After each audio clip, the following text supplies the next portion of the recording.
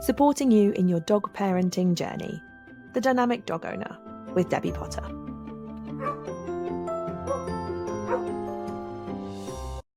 Hello and welcome to this week's episode of The Dynamic Dog Owner, the podcast designed to support you, the dog parent, in your dog parenting journey. And today we are again visited. That's wrong. Joined. And again today we are joined by Tash, one of our trainers, and we're going to have a little bit of debate talking about this topic because it's always nice sometimes to get another point of view. So today's topic is an interesting one, and it's about, we get asked a lot about this question, I think, and it's about whether you should crate train, whether you should have a playpen, or whether you should have your dog free roaming, and whether there are positives, negatives to each of those, and what everyone's take is on it, because I think I think it's quite a modern thing to crate train.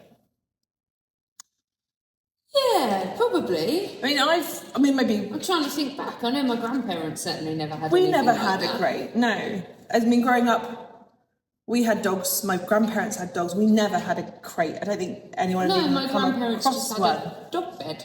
Exactly. There was just a plastic dog bed, and that was that. Yeah. Exactly. So, where did the crate stuff come from? I don't know when it started to become a thing, but I don't know. It seems to be all the rage now. Yeah, and I think a lot of pressure is put on crate training, and it's the answer to everything. It's used almost like a management tool rather than a bed, if you see what I mean. Yeah. So I think a lot of people put a lot of pressure on having a crate training puppies from a really, really young age. And obviously it's not right for everybody, it's not right for every dog. So what's the difference? Do you want to explain the difference between the three? Yeah, so I suppose crate, if you think about it, it always makes me laugh. My mum calls it a cage. A lot of people do, and it makes it seem almost a little bit more like you've got a wild animal from a zoo in your house. I feel like sometimes I have.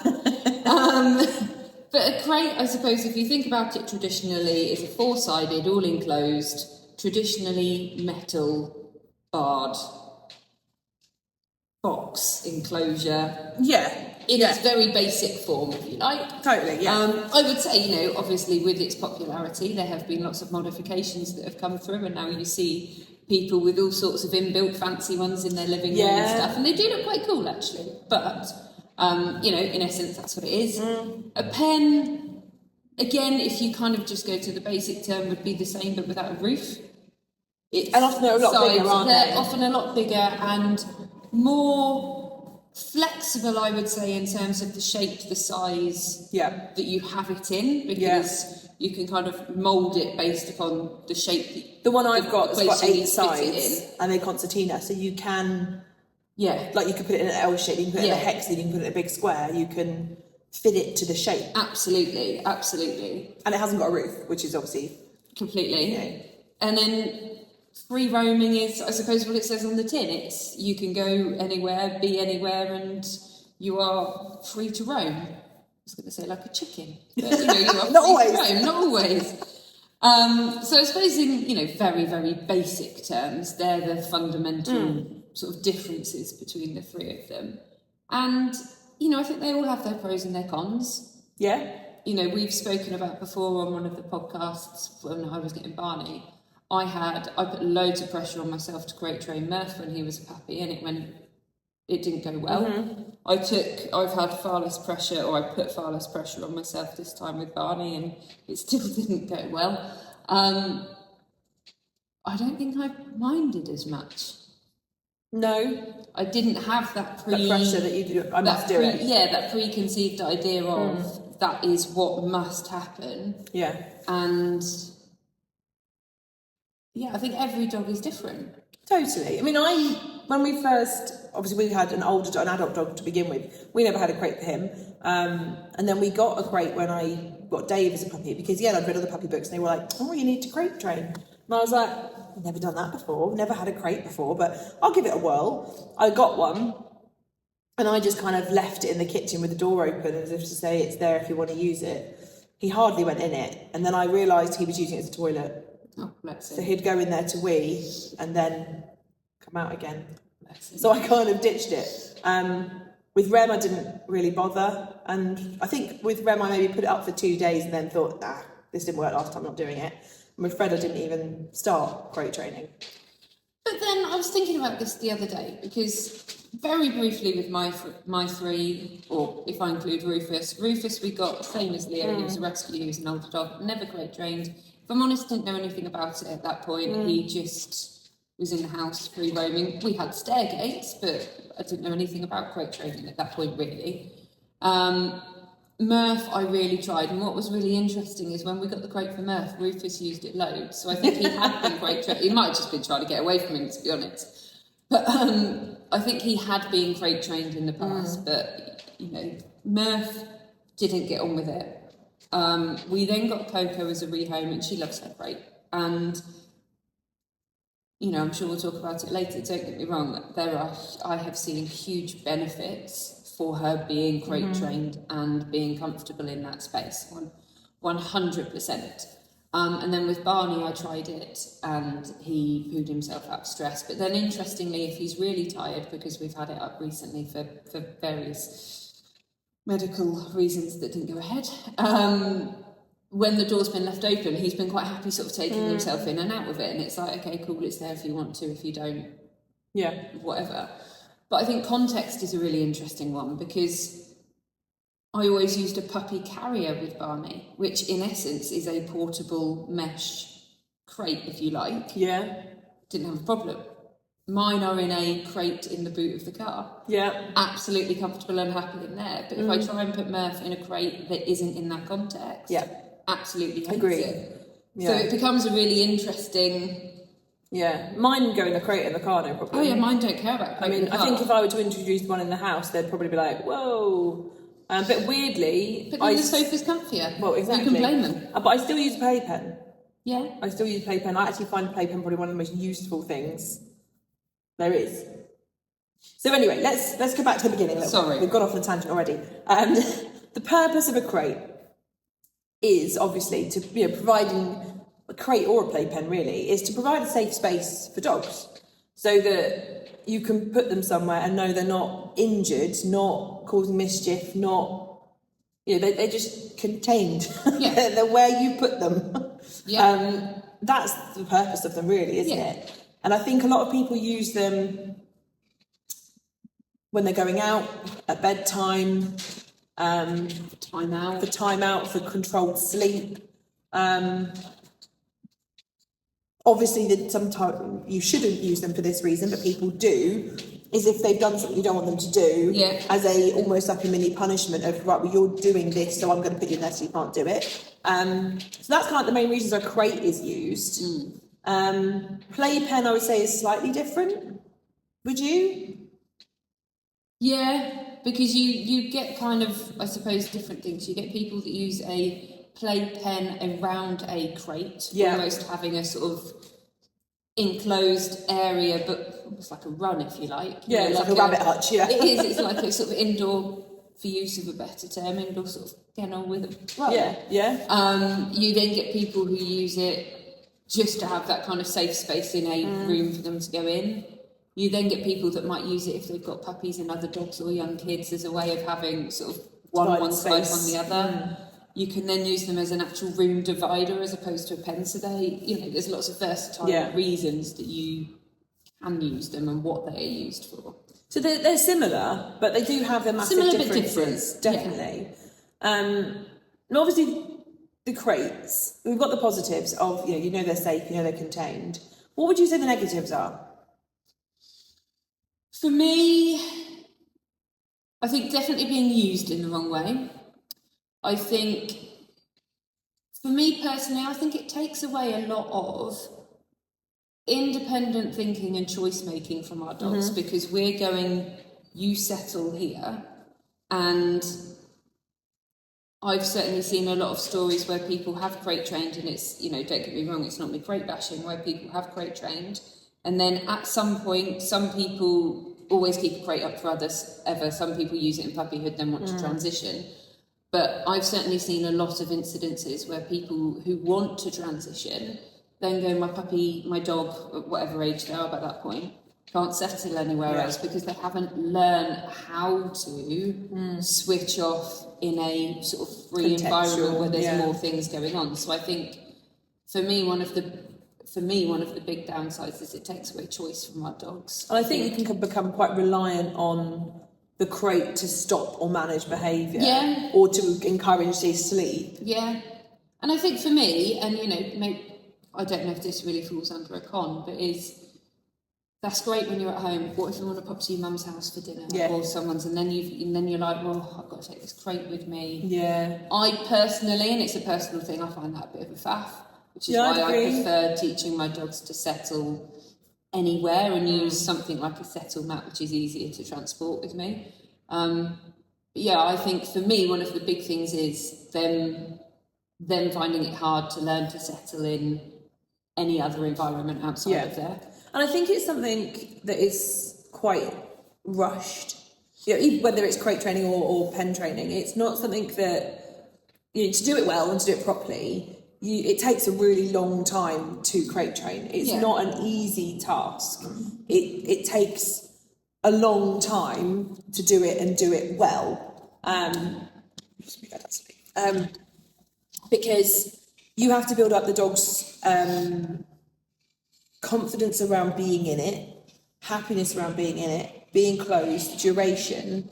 Now, to have that successfully trained, that takes probably, a good few months. Yeah. Yeah, majority of people need the crate to work now. On that first night. Pop them in, shut the door. Leave them downstairs if you go happy days. Exactly. And then a lot of puppies, I find, first few days are really happy and comfortable. And then we hear reports of a couple of months down the line, they're like, no, don't want to go in that anymore. That is 100% where we were with Murph. First night, I thought, this crate thing's really easy. He was just knackered from obviously everything that happened that day. Second night, I thought, oh, what's the fuss about? This is great. Week 1, week 2, I can't exactly remember at which point what it was 6 years ago. He suddenly went, I'm not getting in there anymore. And then you get this battle of wills of you will go in. Yeah. And then, I will always hold my hands up and sort of speak truthfully about my experiences. And it got to the point where I was like, John, you're going to have to deal with it. And I just avoided it because I couldn't emotionally take that thing of trying to fight my puppy into this thing that he didn't want, which is why ultimately I looked at it and went, okay, it's clearly not right for us and for him. But exactly that. It was that sort of false pretense of, this is easy. And again, in hindsight, I thought I'd ticked all the right things in terms of, leave the door open and feed in there and scatter treats in there and all the things that you read that you should do, but I hadn't put enough foundation into it. Yeah, no, absolutely. I think that's really common that puppies accept it for so long and then go nope. Yeah, and obviously then we create effectively it being a negative, because that's majority of times we use them, or most people use them, is when they're going to leave their puppy alone. Yeah. And if we only use it in that context, what puppies then start to work out is, well, if you put me in there, you're leaving me. I don't like that, therefore I won't go in it, and then you can't leave. And I think the other thing that's easy to kind of forget a bit, especially with medium to larger breeds, is you get a crate, your puppy comes home, they're really small, is as they grow, are they still comfortable in that? Yeah, and you need a really big crate. Is there still enough room in there for them? Is it because they're just uncomfortable? Yeah. I mean, as I say, I've got one that does like crate training, and I look at the other side and she does, if I put a bed and it's all cosy in there, she loves it. She goes in there quite happily. She is really happy in her crate, and there have been times where that has been an absolute godsend. She had an injury a couple of years ago, and it was godsend because it meant that she could settle and sleep in there, and I knew she was a little bit safer, and I could limit jumping and all of that stuff. It limits stress if they need to go to the vets, because the vets keep them in crates. Completely. She came to Buckshow with us last year, and she will again this year, and it was great because it was a place where she could go and chill out and knew she was safe and could switch off. So there are absolutely benefits to it, 100%. I think if it's trained well and it's right for the dog. Yeah, it's got to be right for the people, the dog, the house set up. So many different things. It's got to be the right thing. And equally, it's got to be introduced and take a long time to be introduced and built up to be the best environment for dogs. Yeah, 100%.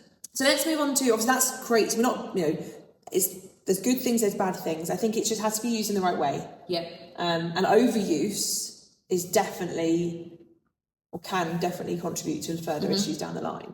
So let's talk about crates versus playpens. Obviously that's crates kind of in a nutshell. Playpens are, I find, really useful. I still use them now. Not obviously to contain my puppy, but it's something whenever I go on holiday, I take a playpen with me. I take both my dog pens with me because I can divide space.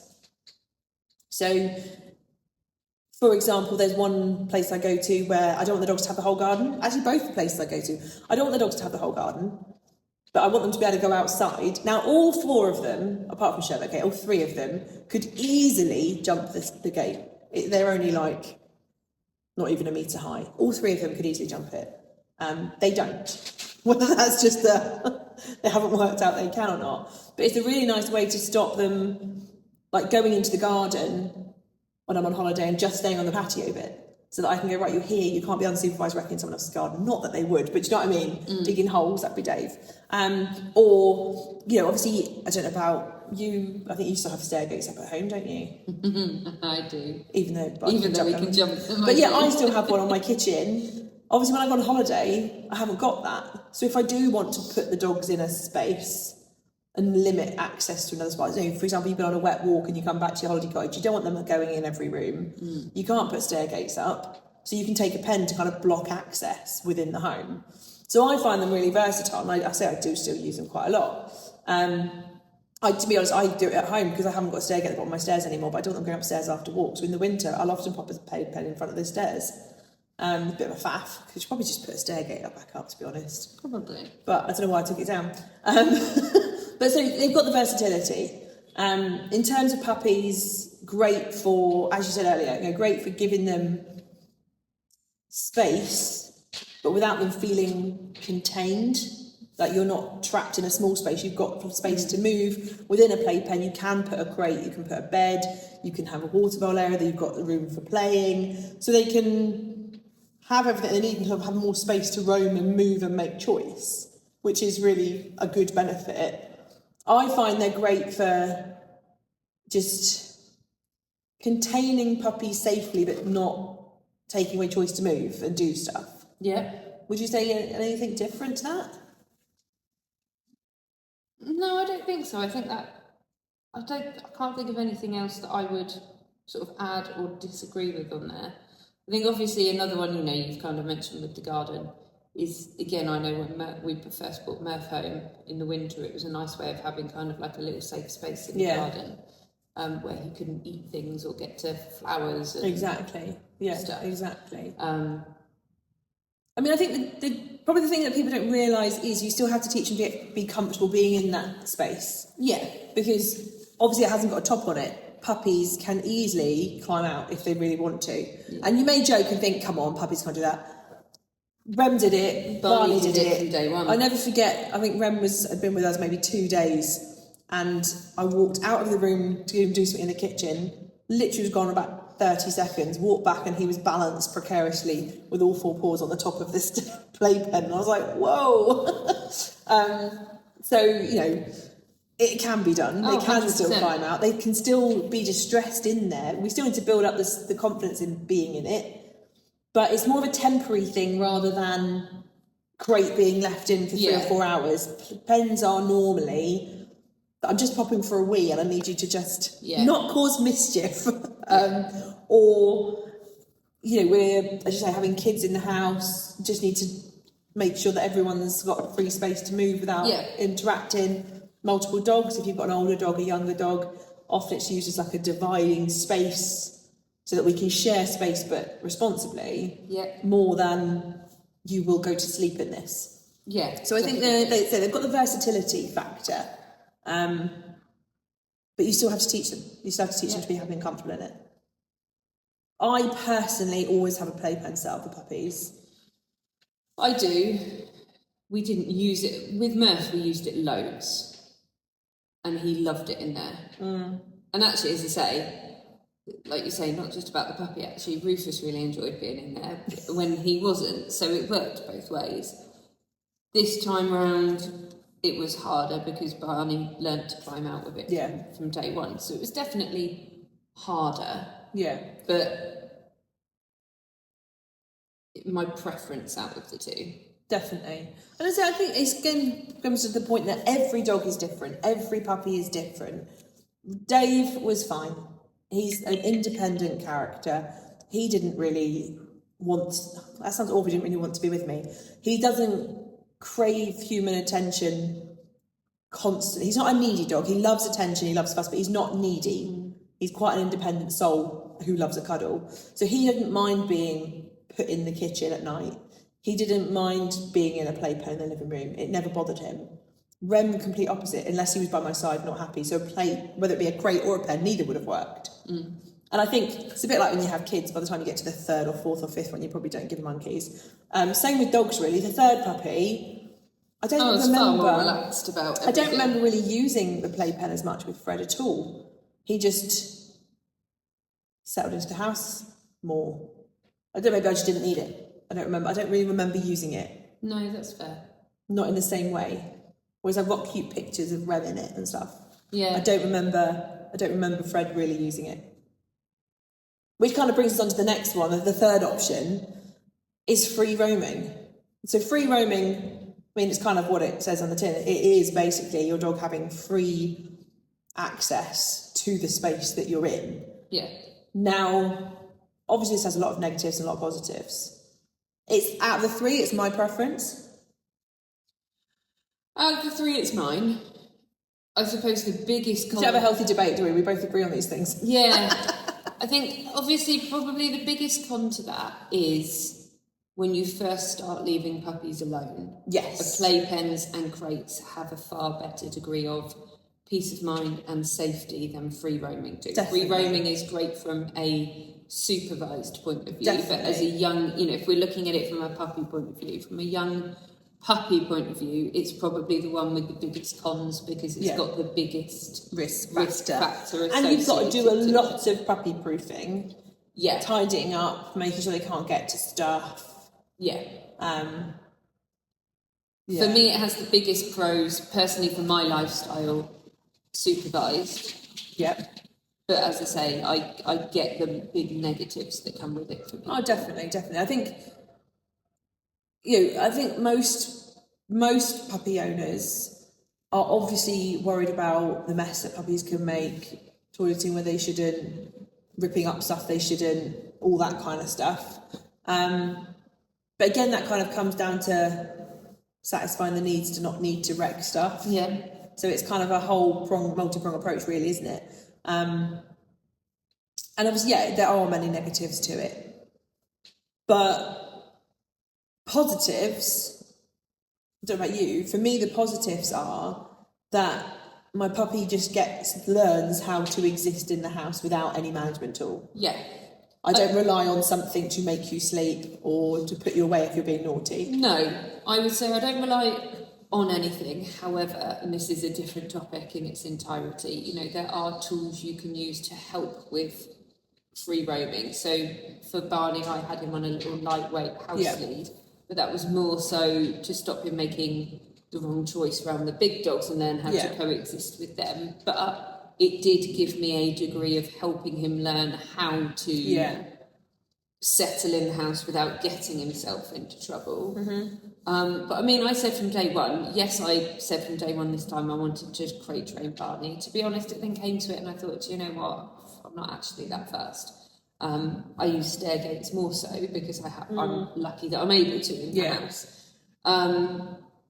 But I would say out of my three, and he doesn't always display it here, but out of my three, in some respects, he's one of them that will settle the best wherever I take him because he's learned how to do it from a young age. So he transfers it quite well to different places. Yes. Once he's had his initial excitement because of his age, obviously, still at the moment, but he then has learnt how to relax a bit because of, I think. And I think there's that choice factor comes in as well, isn't there? You know, I mean, I don't know if people listening actually have probably noticed, but dogs move a lot. You know, even when they're resting, they're not like us, they go to bed and sleep in the same position all night. They move so much in the night. They move while they're sleeping. They move from the sofa to the floor, to the soft floor, to the hard floor, to this position, that position. They move a lot. And having free roam of the house means that they can choose where they are comfortable. So, you know, that may be on the sofa next to you, it may be by your feet, it may be in another room. When we've had that hot weather this year, which obviously we've had quite a lot of this year, my dogs sleep upstairs with us. That's what works for us. Obviously, some people are dead against that. That's cool. But the really hot nights, we had sort of like all the doors open, windows open, so they could go anywhere they wanted to. And usually they're all asleep upstairs. But when it was really, really hot, there was one night where Barney took himself downstairs because it was the coolest room in the house. And it meant, you know, rather than me kind of going, well, this is where you sleep, he had the choice to go and take himself to wherever it was that he felt. Which in turn means you get a better night's sleep because they've got that choice to move. Yeah. Dave sleeps in the bathroom in the hot weather. I mean, fair. One of my Rem will always sleep underneath the open window in the bedroom because he gets a nice down breeze coming through and he really likes that. But I say they've got the choice to be comfortable, haven't they? They've got the choice. Whereas if you're just going back to the crate, if they're in a crate, they haven't got a choice to move. They haven't got a choice, and that's where sometimes then that may wake up in the night and cause get into the habit of having disturbed sleep. Yeah. Because they haven't got that ability to move. And I mean, you know, if I listen back to what I've said, I probably sound very negative about crates. And I don't mean to be, and I'm not negative about it.